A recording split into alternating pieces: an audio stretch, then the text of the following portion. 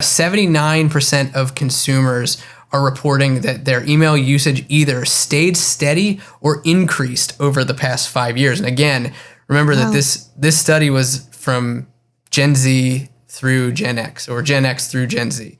And the vast majority of people, I think it was between 85% and 88%, believe that their email usage is either going to stay the same or increase over the next 5 years. So not only are people looking back 5 years and saying like, yeah, like I either started using email more or kept using it as much as I was in the past, but I also expect it to go up over the next 5 years.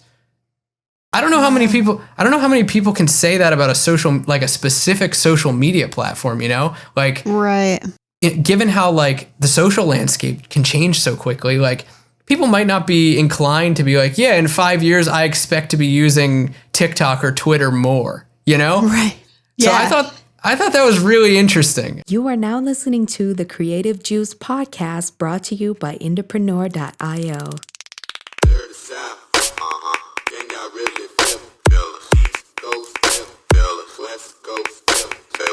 What's up, Indies? Welcome back to Creative Juice. I am Corinne Campbell, and it's June.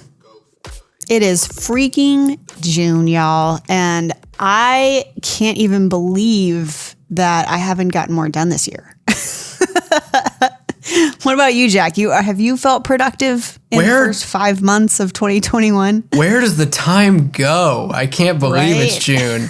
Yeah, here we are. I just looked at my calendar, and guys, we record this, a few days prior to you hearing it. So I just looked at my calendar. I was like, wow, it's June. It just turned June. So anyway, obviously that's why you're listening to this podcast. So you know the date, and I'm out. I'm just kidding. Welcome to Calendars and Weather with Jack and Corinne. Right, exactly. And it's beautiful outside. No.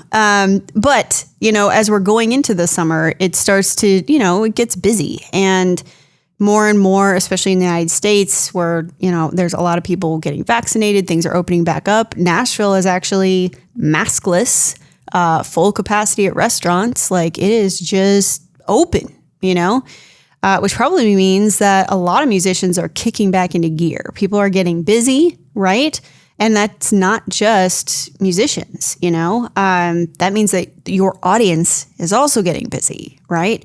And so it probably means that they're going to be, maybe on socials less. I mean, I'm not trying to crystal ball it here, because I think that, everybody's been doing that for the last 18 months, and they'll probably keep doing it until they feel like everything's normal or whatever. But I think that there is going to be more pressure to make sure that you are reaching people where they can catch you in a less real time, or a less, like right now kind of thing.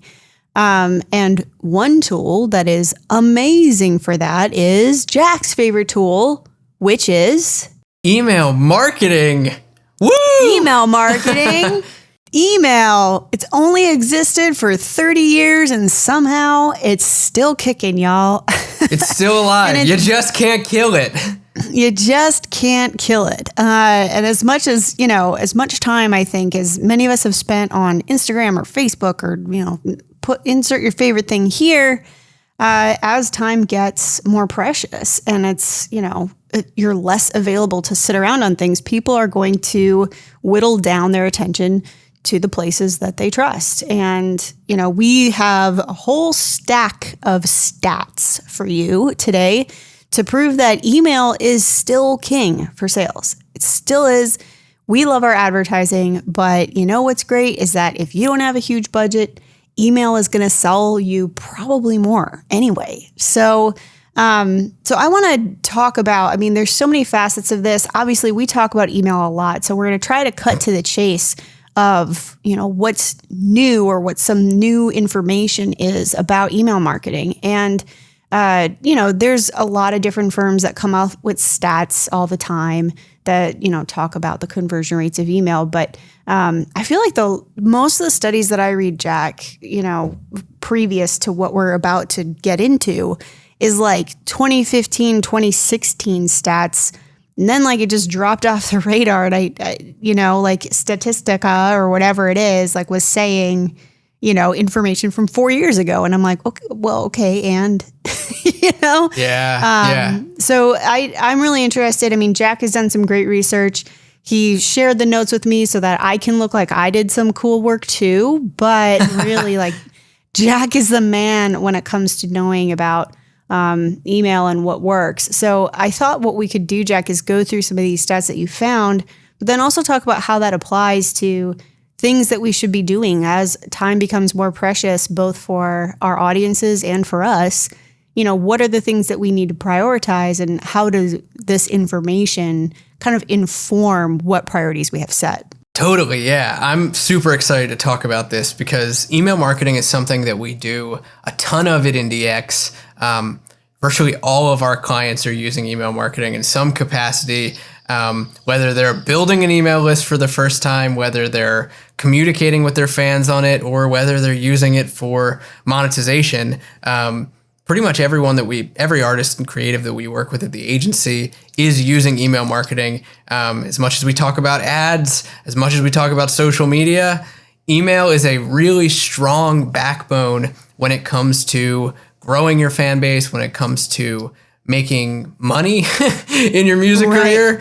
And, you know, it's really not talked about. I don't think it's talked about enough. In fact, I think a lot of people tend to shy away from email marketing, or they kind of poo-poo it and say like, oh, it's dead, or it's out, or it doesn't matter for artists, or my fan base doesn't use email, which is my favorite. My favorite. Well, yeah, we're gonna attack that one head on in a minute here.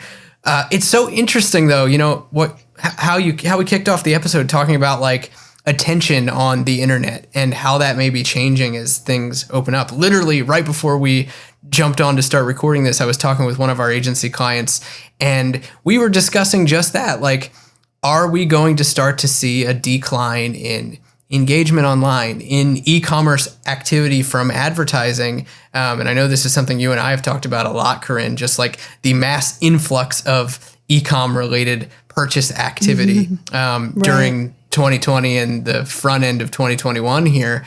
Are we going to see that kind of, you know, pull back a little bit? And I wonder, I feel the same as you. I don't want to crystal ball it, but we were talking about just that. And email marketing is a really powerful way to stay in front of people in a way that feels personalized to them, keep your fan base with you and engaged and feeling like, you know, they're really cared about. And that's important. That's how you build relationships. So I think it's a fascinating topic all the time, but it's particularly interesting right now as things are kind of opening back up and people are feeling more comfortable with being outside and the weather's getting nice and all of that good stuff. So it's interesting. But it's pretty typical for summer to impact people's attention regardless of pandemic or no pandemic, you know? Totally. And last summer was, you know, a particularly, you know, out of character Q2 and Q3, you know, so to speak, in that, you know, people weren't going anywhere. In fact, you know, most of the lockdown in the States happened in March-ish. So by the time we get to June, July, everybody is like, I mean, there were stay-at-home orders in place during that period of time. So that is quite different. But, you know, we've always had, you know, kids are out of school, parents are dealing with, you know, various things. People are in summer camps or, you know, out of college, right? And so they have a summer break or whatever it is. You know, people's schedules fluctuate most during this middle part of the year. And I think that's where it can be difficult to get captive attention, you know? So that combined with the fact that, oh my gosh, I can go to a show, you know, or I can book a show that I think that's all going to kind of stack, you know? I am interested to see how that affects e-com generally. If y'all remember I think it was in September-ish, maybe October, I talked about the free plus shipping and handling funnel I was running to cold traffic. And, you know, at that point, it was still doing well. Now, I am still running that funnel. It has had its ebbs and flows where, you know, it could have been linked to outside factors like the world changing, where it could be that the creative got tired, where I had to pivot audiences.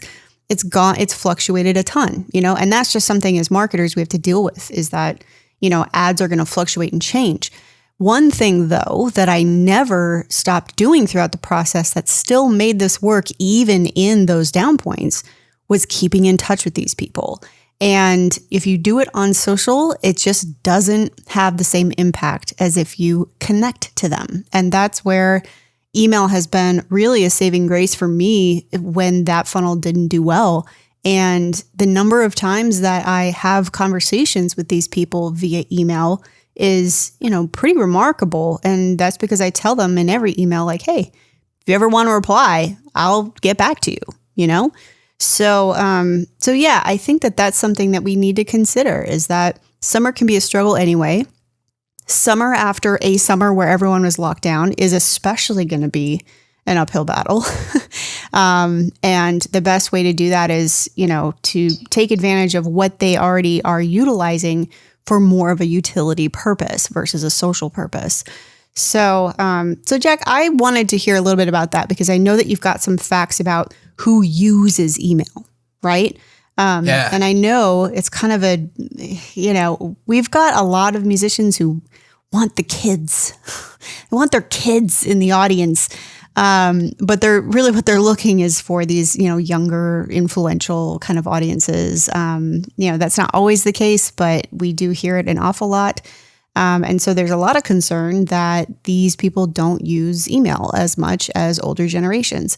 So I know you've got some insight and, some info on that. So can you share that with us? Yeah, let's just get into the facts here about email, because I think this will squash. Hopefully, it'll make everybody really excited about email marketing, just from like the sheer scale at which people use email, but also kind of breaking down some misconceptions and maybe some myths about email marketing here, and how people actually engage with email. So yeah, let's dig into it. So here's an interesting little piece. Right now, there are 3.9 billion active email users. That's wow. That's more than half of the global population. Right. That's insane to think about. I actually think that either rivals or eclipses global social media users, which is very interesting. Right. So that's, just in terms of the scale of how many people around the world are using email on a day-to-day basis, that's nuts. But I thought that this was really interesting. A fact that has stuck with me for years now has been, the idea that the older stat that I knew was like, for every dollar spent on email marketing, you would see a return of around $32. I think that was a stat that I used to hear. And what's interesting was I was doing some research, and that number is actually up now. What I've been seeing in a number of different reports is that the average ROI for every dollar spent on email marketing is $42. So 42 to 1. And that's up from that 32 number that I mentioned. And I saw some reports back as far as like 2017, 2018, that the average was around 38 to 1. So ROI from email is going up. So if that doesn't get you excited, I don't know what will. just to zoom out from like why this matters to marketing. One, like the ROI is there. If that's the average that we're talking about, and remember, you're not paying to put email in front of people. Apart from the fact that you're paying from like a monthly subscription, you're not paying for impressions or anything like that. Right. So that's pretty remarkable. As far as having it in your digital stack, I think that it's a non-negotiable. So hopefully that blows away the initial naysaying that might go on here. But I think, like you said, Corinne, a lot of people want to get in front of the right kinds of fans, and they have demographic stereotypes that they want to hit. They want to hit the kids. Right. They want to hit millennials. They want to hit Gen Z, whatever that might be. So I was just digging around, and I was kind of expecting to be proven wrong here. I was expecting to be surprised and, kind of and kind of learn that, maybe Gen Z isn't using email and this probably would have steered this episode in a completely different direction. But I found some interesting stats, and one of the studies was actually put together by SendGrid, and they're an email delivery service. And they put together a really, really comprehensive study, and it came out pretty recently, just about email marketing stats or email usage stats across a few different generations. And some of the stuff in here was pretty eye-opening and cool. So when we talk about getting in front of the kids, Gen Z, interestingly enough, has some really interesting conceptions about email and how they use it and what they expect to use it and how they expect to use it in the future. So here's some of the stats that were from this SendGrid study that I thought were really, really cool. For one, 67% of the people that they surveyed in this study, and it was a study that was made up of people in Gen Z, in the millennial group, and Gen X as well. 67% of those people said that email was essential or important to their lives. So, in terms of how you rank important things in your life, I don't know if email would, necessarily come to the top of your mind, but when prompted about it, 67% of these people said that, yeah, it's either essential or important, which is pretty cool. What was also really interesting and reported kind of in these stats was that email usage for younger generations is actually increasing. It's going up and up and up. And I thought that was pretty fascinating. 79% of consumers are reporting that their email usage either stayed steady or increased over the past 5 years. And again, remember that this study was from Gen Z through Gen X, or Gen X through Gen Z. And the vast majority of people, I think it was between 85% and 88%, believe that their email usage is either going to stay the same or increase over the next 5 years. So not only are people looking back 5 years and saying I either started using email more or kept using it as much as I was in the past, but I also expect it to go up over the next 5 years. I don't know how many people can say that about a specific social media platform, Right. Given how the social landscape can change so quickly, people might not be inclined to be in 5 years, I expect to be using TikTok or Twitter more, Right. So Yeah. I thought that was really interesting. And I hadn't. Well, okay. So I think that the biggest, there's a difference in, I feel like email is like phone, whereas, Instagram, Snapchat, TikTok, whatever, are a Samsung or an Apple or whatever, these are faceted branches of a medium, but somehow people feel like email is a channel in the way that Instagram is a channel, in the way that TikTok is a channel. And really, email is a very broad function, and that's something that I don't think that we perhaps think about enough, is that this is something that is a utility, right? Yeah. So there's definitely, you can't really associate the trends of a social media platform, the number of active users on a social media platform. It's not really a one-to-one if you're thinking about, Instagram will probably be here for now, but then more people will be on TikTok or whatever, because really those are the same function. Those are the social function, the digital social infrastructure function. Yeah. Email, if anything, was replacing letters. It wasn't replacing phone calls. It was replacing letters, delivery of non-real-time information. A phone replaced the telegraph, which was and then Twitter is kind of like the phone as far as social media is concerned. So I think that's something to be considered, is that, when we're talking about email, this is a reliable communication chain. This isn't a platform. This isn't something that people are likely to participate or not participate within, because companies use it and people personally use it and whatever. So I think really, if anything, it's about getting the correct email address that they are using to actually do things, because I know a lot of people have kind of spoof email addresses. But I hope that kind of helps some of you discern the difference between looking at email as, a channel the way, Twitter is a channel. It isn't quite one-to-one. You know what I mean? Yeah, totally. That's such a good point. It does serve a different kind of space in society, Right. It's like pants and shirts.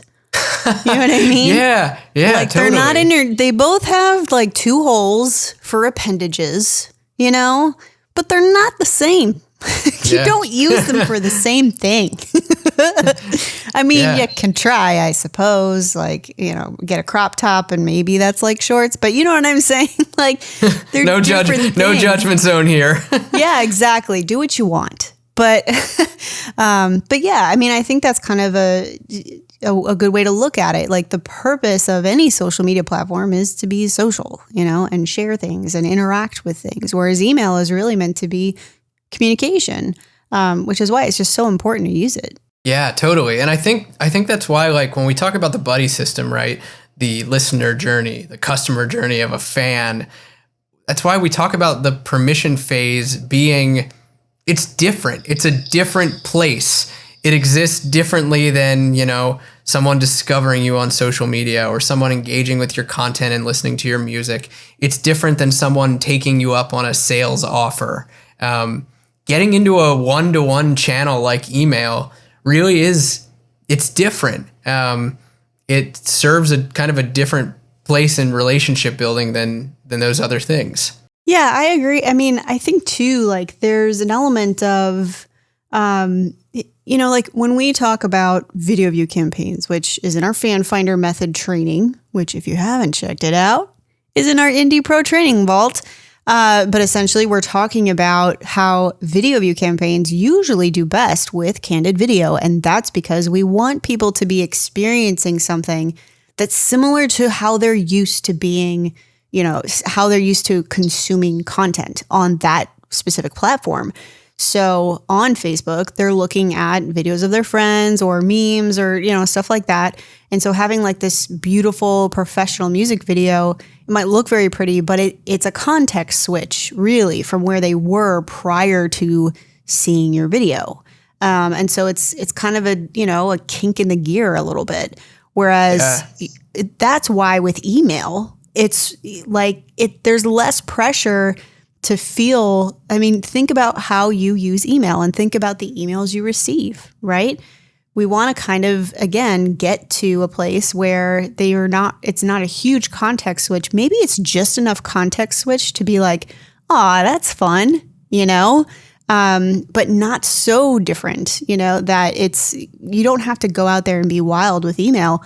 You just have to meet people's expectations. But the thing is, when they're in email, they're functioning in a way that's most like, you're either going to take action for this or at least consume it and read it. But it's a little bit more utilitarian, like I was saying before. So you can communicate in a utilitarian way in email, which is great, because you don't have to make it so complex. This is a friendly place because they're already in that mindset, Yeah, totally. That's a great point. I think that's like that's one of the keys to kind of overcoming misconceptions about how you can use email and where it fits into, how you work as an artist and how you talk to your fans and market to them, getting over that hurdle of what purpose it actually serves, Right. Yeah. It's the why and the who. Yeah. We were talking about that last time. Like, why are you sending an email? And in the same way, like when you send an email to a friend, when you send an email to a customer support address, and when you send an email to, a business, maybe inquiring about something, it's like, who am I sending it to and why? What am I trying to accomplish with it? Yeah, totally. And for me, largely in email, it's literally to break up what they're doing with something that's similar, but a little more fun, And so it's meant to kind of fit into the inbox kind of naturally, but also at the same time not making it, too formal. So yeah, I think that that's something that, and of course, we're getting into email marketing again and again and again because we work with a lot of creators, and just it's shocking, how many people are just resistant to email and will, just grind at the bit to post on Instagram 5 times a day, but won't set up their mailing list. And it's like, this is where the money is, Yeah. So, totally. And that, like Jack's saying, like that hasn't changed. And if anything, it's even more important now because even more revenue is coming in from email. So speaking of that, it's interesting that you say that because there were a couple other little interesting tidbits here, and these are especially related to Gen Z. So if you're listening and you're wondering like, oh man, like, my fans are mostly teenagers right now or college kids and they're in this Gen Z kind of market, I don't think that they use email.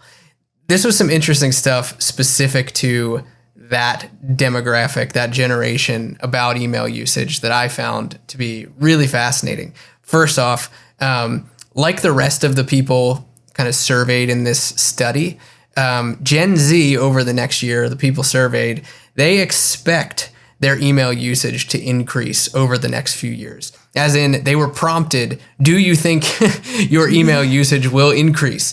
83% of people, Gen Z people in this study, believe that their email usage is either going to stay the same or go up over the next 5 years. And what was interesting about that is right now, their primary use of email isn't for things like school or their workplaces. It's primarily for personal emails, like one-to-one emails with people they know, or receiving and sending emails to brands and companies. Gen Z, more than millennials or Gen X, obviously believes that their B2B and their professional emails are going to go up as they get into the workforce and stuff like that. They know that that's going to go up. But right now, their primary use is personal, like human to human contact and brand to human. They're communicating with companies that they dig. So you can probably, start to figure where I'm going with this. Like your brand as an artist can be in that that chunk, especially because they're also expecting with that B2B usage to go up. And when I say B2B, I'm talking about like professional emails between people they work with or companies that they might be working with in an office environment or whatever it might be, a workplace. They believe that that's going to go up, but they also think that their B2C communication over email is going to go up. And these are marketing related emails with companies that they dig, with other artists that they like. They think they believe that usage is going to grow. And I thought that was really interesting. And then the last stat that I thought was really interesting about this, just to kind of blow out of the water any myths or misconceptions or strangleholds that we have against email marketing here. All 3 of the generations surveyed in this little SendGrid study, Gen Z, millennials, and Gen X, all said that they placed high value on the B2C emails that they received, especially compared to older generations and compared to all other types of email comms that they get. That to me was really interesting because it was like, I like to get messages and communicate with the stuff that I'm into. Beyond just like the people that I'm into, beyond my family, friends, whatever, beyond my coworkers, professors, job prospects, whatever it might be. I like to get stuff from the companies that I like. I like to get offers in my email. I like when my favorite artists hit me up with their new music. That's what they're raising. Yeah, that's what they're raising their hand and saying. And I found that to be fascinating. That is I think what's so funny about that is, it's like almost even though we have this misconception that, email is very specific in this like certain age or certain audience, like we have to think about how desensitized the younger generations are to being overwhelmed with content, like I'm in my 30s And I mean, I'm 29. I'm in my 30s. And, I unsubscribe from a lot of stuff. I'm like, I don't need all this extra email, and like my inbox is cluttered, and, that's my adult way of thinking. One of my adult things is getting to inbox zero by unsubscribing to a bunch of things that I just signed up for the 10% discount code or whatever. But it's actually funny because the younger that we get, the more that we've been inundated with digital media consumption. And even though social is very different, from email, like even if you think about television, like TV commercials, or how YouTube videos are chopped, right? They're these quick, fast edits, they're not gradual or natural the way some of this media was, produced and created earlier on. So it's almost like they're like, yeah, go ahead and send stuff in my email. If I don't want it, then I won't do it. But, like at least I have the option, because they're so used to getting so much content thrown at them that it doesn't really faze them. So it's possible that, you're actually going to be better off emailing younger people, because even if they have a lower take rate, maybe because they're not going to get irritated that you're sending them too much email. You know what I mean? They have more patience for it. Yeah. That's a really good point. And actually that like leads in perfectly to something that's been kind of on my mind as we were chatting here. We can talk about facts and figures all we want, but like practical usage and like stuff that we're seeing right now, I'm hoping will be equally as impactful as the stunning statistics, But I think you raise a really good point about like how to email and how to think about email, and what kind of messaging to use. And I think something that we often see when we start working with artists at IndieX and even like auditing email marketing for indies in the community, and just kind of like doing coaching and stuff like that and hearing what's going on. I think something that a lot of artists struggle with is the idea of like a newsletter versus email, and like how you really should communicate with people. And if I can make any encouragement when it comes to like the email marketing that you're either doing right now or wanting to do after hearing all this, is write as if you are talking to a single person and not like a you guys or you people collective, right? Like write as if the person who's reading it is the only person reading it. Because then you can get into, segmentation and stuff like that. And we'll get into that in a second. But I think that kind of lends itself to what you were talking about, is like people are inundated with content. Don't let your email just be another piece of like content that's meant for the masses. When you write email and you write copy that's really personalized and meant to feel like, oh, I was meant to read this. When I open up an email that was like, damn, like this is speaking to me personally, like this feels like it was written for me. That's something that is, I think that really where a lot of the power behind email marketing can live. Yeah, that's a great point. Yeah, I think it's, if anything, it's something that I try to do when I'm writing emails to my peeps. I mean, less so now because I kind of have, I've hit my stride, I think, with email because I've been doing it for 10 years, but even when I'm like looking to change it up, see how stale I might be getting with certain things. Like how many times am I using like the same catchphrases in various emails and stuff like that. One thing that I've done in the past that I found to be a really fun exercise was I basically figured out, okay, the why, right? The why, like why am I sending this email? What is it that I'm trying to tell them? What do I want them to do? Like, why is this happening? All right, cool. So that is basically an overall thesis.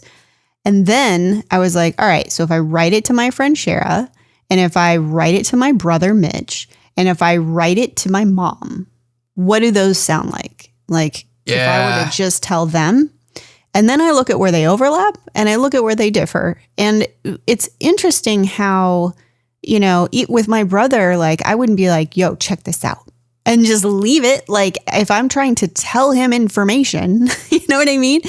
Then I would say it a certain way. And with my friend Shara, I would say it a much different way because my brother is 10 years younger than me. My friend Shara, we were like a few months apart. And then with my mom, like obviously we're a generation apart. So that gave me some practice in figuring out what's a way that I can communicate when they do overlap. Like, look, this is what works in my head for all of the people that might be on my mailing list. And it also just got me to get more casual, So that might be an exercise that if you feel like you're struggling with, how do I write these emails or how do I make it sound easy or, just come off natural? That's a good way to do it, is just be like, all right, who are 3 people in my life who are different avatars, so to speak, different ages, different genders, different identities, whatever, and write to them, And that's something that worked really well for me. It could be a good practice exercise if you're looking to diversify your vocabulary. Yeah, that's such good advice. Like, I think it's challenging often to define avatars within your fan base. No matter how well you really know your fans, but especially if you're just getting going, and you're sort of figuring out like what your people are all about. I think you're totally right. Like, it can be helpful to just find your voice by zooming out and being like, all right, who are people in my life that I would write to that might be like my fans, or even not like your fans? Like you were saying, I imagine your mom is not like your fans, but you can just find your voice in writing to, types of people or avatars that overlap, and then kind of find happy mediums. Yeah, absolutely. I mean, and that's something that I think for me, it's just easy to talk to, write it as if I'm talking to someone I know. And then that really was mostly an exercise in learning about how I communicate, naturally. Yeah. So that then when I was translating that information to a more official email from me to my mailing list, I was more self-aware, I guess, of the way that I naturally communicate with people. And the more that you can create an email that obviously gets the job done, communicates what you're trying to say, and makes an offer if you're trying to make one, and isn't like, well, if you wanna, maybe you could click on this, like obviously you want it to be assertive with what you're trying to get done. But if you feel like you can say it in a voice that is natural to you when you aren't trying to think about it, it's actually kind of amazing how fast that can get you through this fear of, writing a salesy email, Yeah, totally. It's interesting, like in addition to all of, just like kind of this learning how to write and learning how to find your voice, I think one of the other things that we haven't touched on yet in why email marketing is so great and why it keeps getting better is email marketing. Most platforms these days are smart, and they're getting smarter. Like you can segment down to, really, really specific things. And that's one of my favorite things about email marketing is like, you can really get down to the nitty gritty of who do I want to send this kind of message to? Where are they in terms of a relationship with me? Are they a customer? Have they bought from me 5 times? Are they in my are they part of my membership site, like my fan club? You can get down to all of that. Did they buy yesterday? Is their name Hilda or something like that? You can get really, really segmented with a lot of these email marketing platforms. I mean, Drip is really good with it. MailChimp is really good with it, just to name 2. But they keep getting better, which I think is really, really cool. And not only that, in terms of segmentation, the way that you can set up automations in email marketing with certain types of triggers based on the actions that people are taking outside of your autoresponder is just nuts. Absolutely. And so underutilized. Oh, dude. Yeah. My stack. Yeah. I have a robust Zapier account that is tracked. I mean, obviously my email integrates natively, fortunately, with my e-commerce, but I also like anything that they do in ManyChat, or anything that I'm getting from them anywhere, whether it's my points program, my membership, like what tier of membership, how far they are in the points program. Did they complete level 1? Or are they partway through? It's just so incredibly valuable. When we're talking about making it feel like you're writing them a single email, having that information so that you can do that with less effort is just, absolutely invaluable. And the more that we look at, lots of different email providers, we're constantly, I'm constantly, I just actually got an email from Sendinblue that says your account is about to be archived because I was trying them last month, and trying new things. And the integrations just are becoming more and more robust. So, using something that obviously I've been very verbal that I like Drip. That's what I use for my email marketing. But there are a lot of great solutions that aren't very expensive that integrate with all of these, ways that you can customize these messages. So there's really no excuse. And I think the more that you can think about that, about how your mailing list can interact with a person based on what they've done, the more that you've kind of started to tap into why email is crushing the way that it is, because once you do all that segmentation, that person is like, this is for me. Yeah. And that's what you want. That's totally what you want. Right. Exactly. Yeah. Yeah. So that's something that I can't stress the importance of that enough. Yeah, totally. And I mean, not only does this apply to, emails, like campaigns that you send or broadcasts that you send, but it applies to automations as well. I know you have a really ridiculous Ascension automation stack, and we build similar Ascension automation stacks for clients at IndieX all the time, where based on what people are buying, they're automatically getting made offers for other things. And that's a really important and helpful part to, back end monetization beyond the first purchase that a fan makes with you.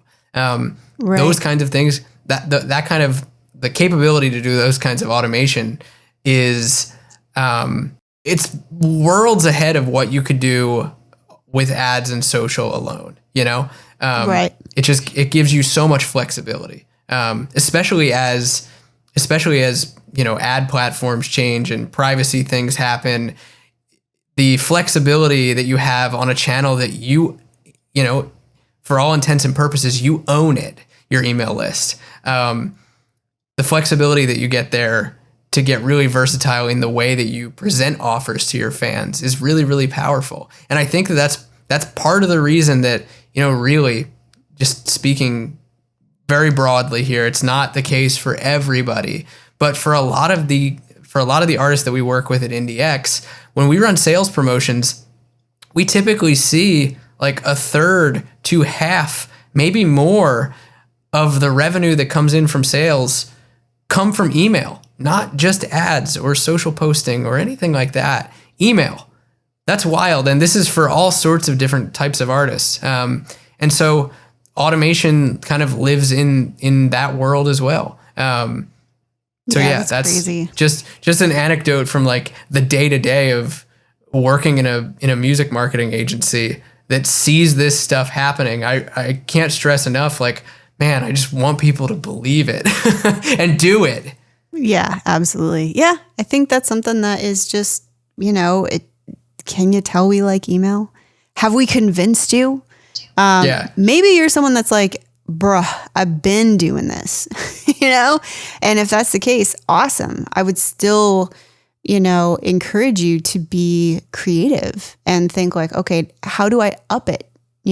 Because and think about it, if the average is $42 of revenue based on dollars spent, I think that's something that really, I think that's something that really you just can't afford to, look past, and chances are you could be a little extra, do a little more, it's a worthy investment of your time. And, I know for me, if it weren't for email, I definitely would never be comfortable relying on ads alone. Email is what really keeps the follow-up offers and keeps the Ascension afloat. So if the stats don't convince you and us, reaping it on it doesn't, I don't know what else we can do, but let the money speak for it, if nothing else. Yeah. And honestly, money aside, obviously everyone wants the most profitable or the most ROI driven channel in the world. But maybe you're in a place where you're like, I don't think I'm going to make money off of my emails yet because I'm not making offers, or my fans aren't in a place where they're even ready to take an offer. I can tell you one thing for certain, even if you're not in sales mode yet.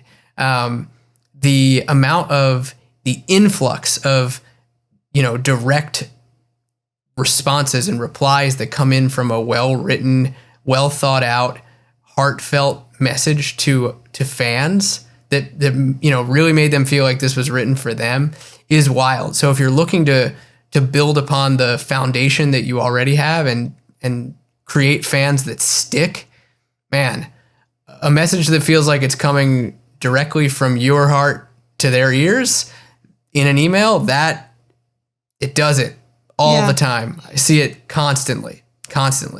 Winning. #winning. Yeah, for sure. Well, I think this was a fun little expose on email. We haven't, it's been a while since we've talked about email marketing, and just kind of kicking around the idea of like, man, where are we seeing like a lot of wins right now at the agency? And it's funny, it always kind of does come back to email. Like, right.